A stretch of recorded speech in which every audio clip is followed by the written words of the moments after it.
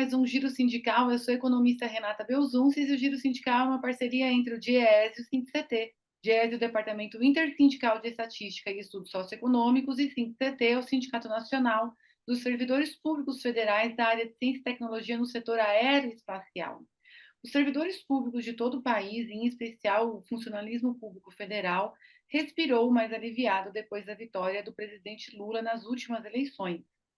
Dentre os motivos estão o não apoio da administração federal à PEC 32, que continua em tramitação no Congresso Nacional, estão a valorização do Estado e, evidentemente, a valorização de servidoras e servidores, que são a tradução do papel do Estado na sociedade, através da educação, da saúde, da segurança e de muitos mais outros aspectos da cidadania. No entanto, para esses servidores e servidoras, o reconhecimento também é feito via a recomposição das perdas salariais que ocorreram nos últimos anos. E para ajudar a gente a conversar sobre isso, já que está havendo uma plena campanha, quem está aqui conosco hoje é o Sérgio Ronaldo da Silva, ele que é o secretário-geral da CONDICEF, que é a Confederação Nacional dos Trabalhadores do Serviço Público Federal. Obrigada mais uma vez pela sua presença aqui no Giro Sindical. Sérgio Ronaldo, bem-vindo. Olá, Renata. Nós que agradecemos a oportunidade de fazer esse importantíssimo diálogo. O último governo ele não escondeu o que pensava sobre o funcionalismo. A frase do ex-ministro Paulo Guedes, quando disse que ao deixar os servidores sem reajuste estaria colocando uma granada no bolso do inimigo, a palavra inimigo já diz bastante sobre como o funcionalismo era visto sobre a ótica desse governo. Por um outro lado, a gente vai deixando o governo Bolsonaro e, ao entrar no governo Lula, também entra-se num governo com quem já se teve duas experiências, no governo Lula 1 e no governo Lula 2. Então, conta um pouquinho para a gente como é que, fim do governo Bolsonaro e já agora entrando de novo no governo Lula, olhando para trás, quais são as experiências, quais são as avaliações desses dois governos para o funcionalismo público federal? Se você acompanhou no dia 7 agora, recente, a reinstalação da Mesa Nacional de Negociação Permanente, a importância do que é ela, nós estávamos lá com 8 ministros de Estados. E uma das falas que nos deixou assim com bastante destaque foi a do ministro da Fazenda, o Fernando Haddad, ao afirmar que eles estavam ali para retirar a granada do nosso bolso. Então, fazendo um paralelo ao que o outro anterior falou, que tinha colocado, eles estavam ali para retirar a granada do bolso dos trabalhadores. Isso, por si só, simbolicamente, é muito importante para ver a forma diferenciada de tratamento. Se a gente levar em consideração, Renata, que nos 2 primeiros governos do Lula e no governo da Dilma, nós, as entidades sindicais, pela responsabilidade que temos e na questão das negociações, foram 175 acordos assinados. Olha a importância do que é o processo de negociação em um governo que tem um olhar diferenciado com os trabalhadores. Então, acho que essa retomada das negociações agora, com a reinstalação da mesa no dia 7, e a primeira reunião que já aconteceu no dia de ontem, dia 16, já demonstra que nós vamos voltar a ter novos rumos com relação ao trato com a gestão pública, com relação às políticas públicas e com respeito à classe trabalhadora e suas representações. Isso, por si só, para nós já é uma grande conquista em ter o respeito. Só na participação de 8 ministros, na retomada desse processo, já demonstra que vamos ter, de fato, um tratamento diferenciado nessas questões. Agora, fala aqui para a gente quantos são os servidores públicos federais? Quem são? Eles estão todos em Brasília? Eles estão separados, espalhados nos 27 estados da federação, mais o GDF? Então, você pode trazer para a gente um perfil da categoria? Olha, hoje nós somos aí em torno de 1.214.000 servidoras e servidores do Executivo, distribuído em ministérios, autarquias, fundações, iniciativa direta, indireta.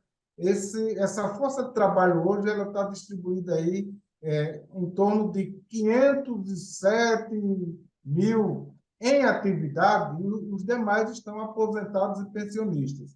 Mas nós que representamos esse montante de trabalhadores, não fazemos distinções da situação de cada trabalhador, se está em atividade, se está aposentado ou se é pensionista.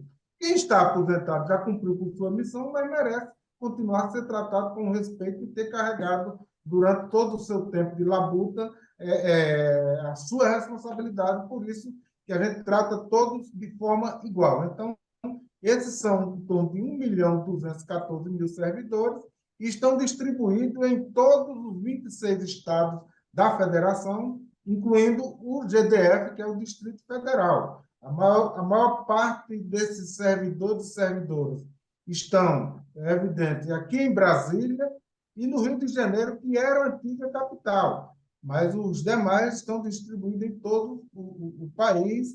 Hoje nós temos em torno de 309 tabelas diferenciadas só no Executivo, e um dos desafios que nós teremos a tratar com a atual gestão do governo Lula é corrigir essas distorções, ter diretrizes de plano de carreira e diminuir essas diferenças gritantes de um trabalhador que está na saúde, que teve a mesma forma de ingresso na administração pública, através de concurso, para outro que, estou só exemplificando aqui, que está na educação, a mesma modalidade de ingresso, as mesmas atribuições, o mesmo cargo e diferenças salariais por conta de uma série de situações.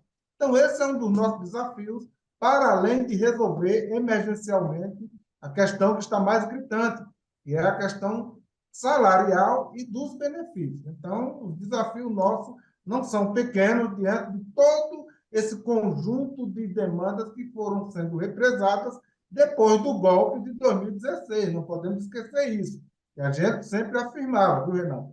O golpe não foi contra a presidenta Dilma. O golpe foi contra a classe trabalhadora.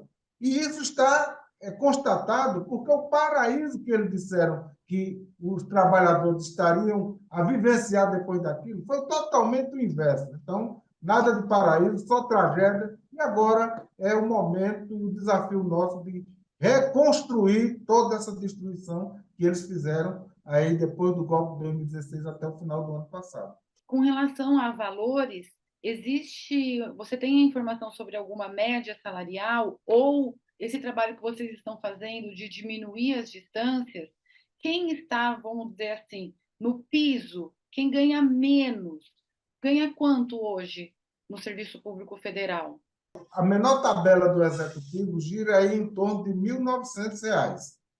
A maior, nós estamos falando do Executivo, pode chegar aí a R$ 29.000, mas isso é uma minoria, um pequeno número. Dá menos de 5% quem chega a esse estágio, dependendo da sua atribuição e da sua carreira. Agora, a média salarial do Executivo, andaram até divulgando aí que era uma média aí em torno de R$ 9.500. Não é? Esta é a média que diz respeito aos três poderes. Se você unificar executivo, legislativo e judiciário, essa média é essa em torno de 9, 10 mil reais. Agora, somente do executivo, que inclusive eles usam uma nomenclatura que nós não concordamos, mas eles dizem os Barnabés, que são os servidores do executivo. Esses, a média é em torno de R$ 4.500. Algumas carreiras iniciam aí com menos de R$ 2.000 e a outra aí o máximo chega a 12, 13 mil reais. Quando você junta todas essas situações e faz uma média, você, como é técnica aí do DS, sabe muito bem disso, você encontra um número que não ultrapassa 5 mil reais essa média, que não é essas coisas gritantes. E a média ela é uma informação relevante, mas ela também ela é uma informação que precisa ser complementada por outras, porque poucos trabalhadores ganhando muito e muitos trabalhadores ganhando pouco podem ainda assim incorrer numa média alta. Então, apesar de ser relevante, ela precisa ser também amparada por outras informações. O Giro Sindical vai fazer um intervalinho e volta já.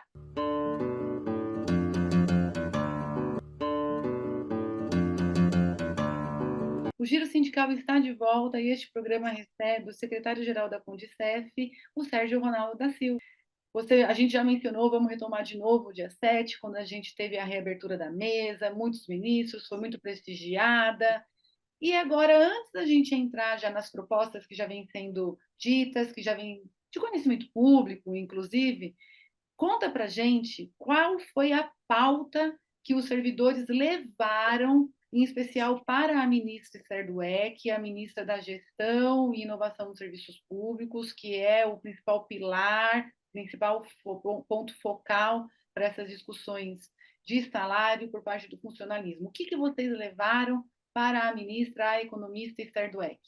Na pauta, emergencialmente, a gente reivindica que seja recomposto o período do governo Bolsonaro, que foram ali em torno de 26,94%, 95%.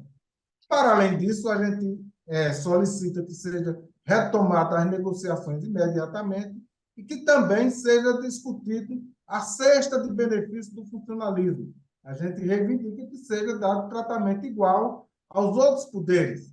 E não é possível que no Executivo a gente tenha uma alimentação de R$ 458, enquanto no Judiciário Legislativo R$ 1.100. O plano de saúde do trabalhador está pagando 87%, enquanto que o governo entra somente com 13%, auxílio cresce. Então, a gente reivindica que, emergencialmente, a gente tem um tratamento especializado nessa situação, levando principalmente dando prioridade à questão salarial, porque, como todo trabalhador do Executivo observou no final do ano passado, todos os demais poderes fizeram minimamente a recomposição da remuneração dos seus trabalhadores, Judiciário, Legislativo, Ministério Público, deputados, senadores, presidente da República, ministro. E aí os trabalhadores passaram, por que não do Executivo? A razão é porque o orçamento estava lá, mesmo de forma inadequada, mas como o governo anterior tinha dito que tinha colocado uma granada na bolsa no bolso do inimigo, fez questão de não encaminhar nenhum projeto, nenhuma discussão. Quando a gente fala do funcionalismo público, a gente fala também do funcionalismo dos três poderes, e que estão submetidos e sujeitos a normas definidas por cada um desses poderes, as tabelas salariais, a negociação. Então, são coisas distintas, mas quem não é servidor, às vezes toma tudo por uma coisa só, também não tem obrigação de saber, e aí essa também é uma contribuição que o Giro traz aqui para todo mundo e que o Sérgio sempre nos ajuda, já é a segunda vez que ele vem aqui. Sérgio, a ministra, em meados de fevereiro, nós estamos gravando esse programa na véspera, na sexta-feira véspera de carnaval, mas ela já divulgou um número de 9% e que haveria 11,2 bilhões em recursos a serem destinados para os servidores. Me parece que já houve alguns avanços, já houve algumas modificações. Qual é hoje o estado das artes da negociação? O que temos e o que se espera, considerando que esse percentual de 9 ou algum percentual diferente, ele é muito distante tanto da emergencial, da reposição emergencial que você falou, quanto da reposição que as categorias, cada uma tem suas diferenças, também reivindicam, algumas que superam 60% de perdas. Nós temos a compreensão que o orçamento que está em curso em 2023 é um orçamento que foi construído pelo governo anterior. Retirou bastante recursos da saúde, da educação, das políticas públicas, da ciência, da pesquisa, dos servidores. Se não é a PEC emergencial que foi aprovada muito antes do governo Lula assumir, a tragédia seria muito maior. Essa PEC ela deu uma folga de 145 bilhões no orçamento para poder recuperar a tragédia que era o orçamento que foi aprovado. Esses 145 bilhões eles serviram para uma série de instrumentos que, inclusive, nós concordamos.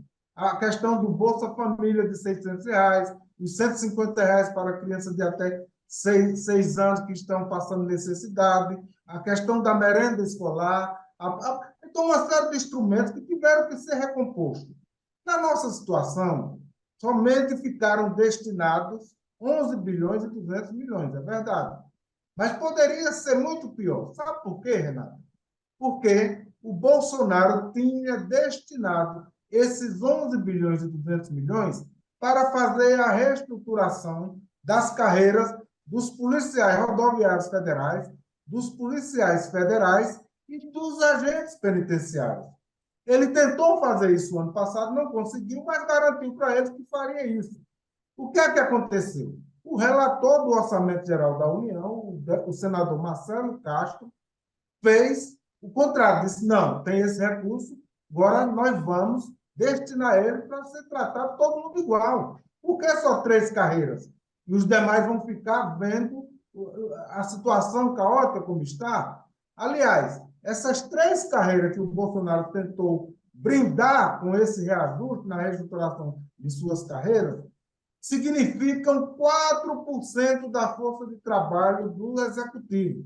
Não é que nós somos contra que eles tenham recomposição, mas não era justo que só eles, porque 4% e 96% continuar no freezer, a gente não fala mais nem de geladeira, era no freezer, congelados com sua remuneração e seus benefícios. Então, esses 11% é verdade, ele é insignificante no que diz respeito ao nosso pleito. Ele não contempla o nosso pleito.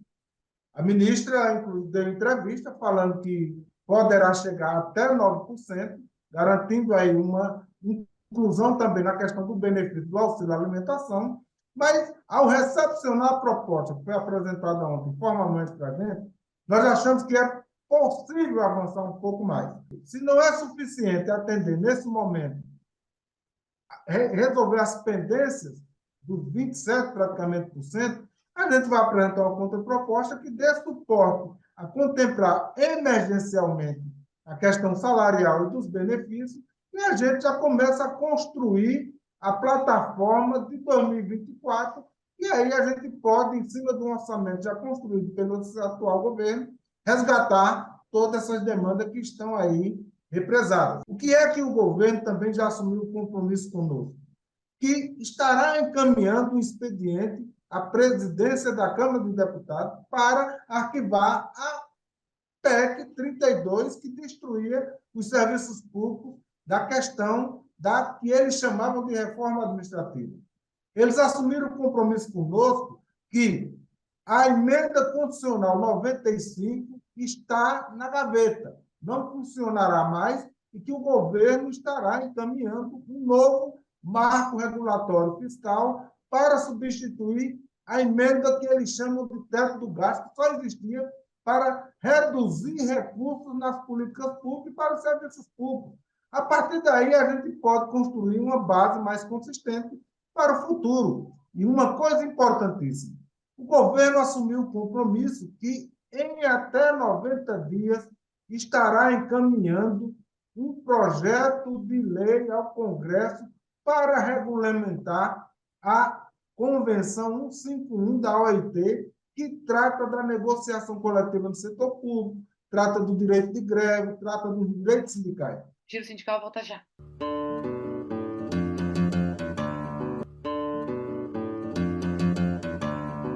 O Giro Sindical está de volta e este programa recebe o servidor público federal Sérgio Ronaldo da Silva, ele que é o secretário-geral da Condicef. Qual é a expectativa sobre a abertura de concurso? E ainda, há alguns meses atrás, e eu acredito que isso continue também, era muito falado sobre a contratação temporária ou sobre outras formas de contratação de servidores que não concurso público. Qual é a posição da Condicef sobre um tipo diferente de contratação que não seja via concurso? A nossa posição é radicalmente contra essa modalidade de contrato temporário. Não funciona. Aliás, eles queriam ratificar essa sistemática com a tal chamada PEC 32 da reforma administrativa, substituir concurso público por contrato temporário. As pessoas vêm de fora, temporariamente por 1, 2, 3, 4 anos, pega todo o conhecimento, se qualifica com recursos públicos, depois vai embora trabalhando na iniciativa privada com recurso público da população. Por isso que nós estamos a tratar desse tema, que é fundamental, de reestruturar as carreiras, dar condições, diminuir as distorções, dar condições de trabalho para os servidores, porque com isso você atrai os profissionais de qualidade para fazer concurso. Eu acho que nós vamos avançar muito nesse tema, concursos públicos, condições de trabalho, melhorias salariais. Eu acho que é o que o Brasil precisa fazer para resgatar toda uma dignidade para a administração pública, nas políticas públicas e no setor público como um todo, Renata. Sérgio, teve um fato também ocorrido durante os anos do governo Bolsonaro, que foi a quantidade muito grande de denúncias de perseguição a servidores e a servidoras públicas. Um caso que ficou muito notório foi a exoneração quase em rede nacional do ex-diretor do INPE, o professor Ricardo Galvão, que, ao usar a ciência para contestar o governo, foi demitido.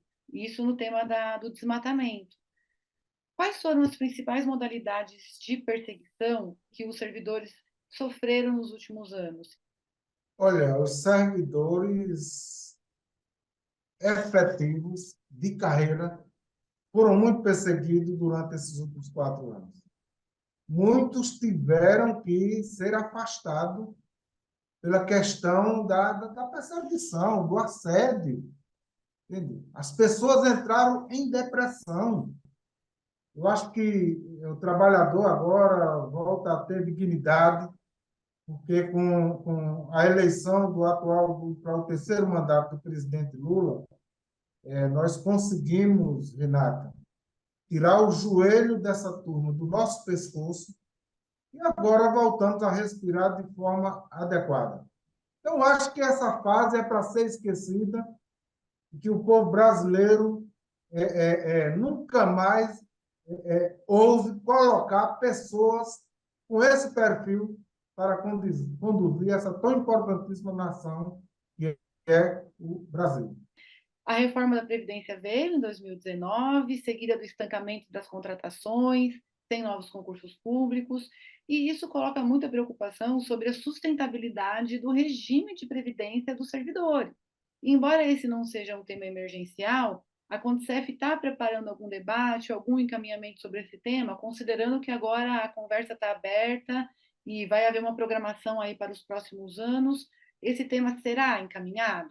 Nós já tratamos desse tema com o ministro da Previdência, o Carlos Lupe, e ele se comprometeu em abrir um debate sobre ajustes. Na nossa avaliação, tinha que ser a revogação. Agora, qual é o problema? A composição do atual Congresso, eu não sei se, nesse momento, suporta fazer uma mudança da Constituição que precisaria da qualificação de, evidentemente, 308 deputados e 49 senadores, no mínimo. Mas eu acho que é preciso fazer ajuste. E o Carlos Lucas se comprometeu em abrir esse debate com a gente. Por exemplo, como é possível você ter se aposentado no regime próprio e ser administrado pelo INSS, que administra o regime geral e tem uma fila aí de mais de 1 milhão de pessoas que o Lula disse que quer acabar com essa fila em menos de 6 meses. Eu espero que acabe. Mas não, são coisas distintas. O trabalhador que se aposentou no regime próprio não pode ir ser administrado por um sistema que administra o regime geral. Quando o Carlos Lula falou uma série de situações dessas, o mercado ficou nervoso, ficou dando pinote, questionando.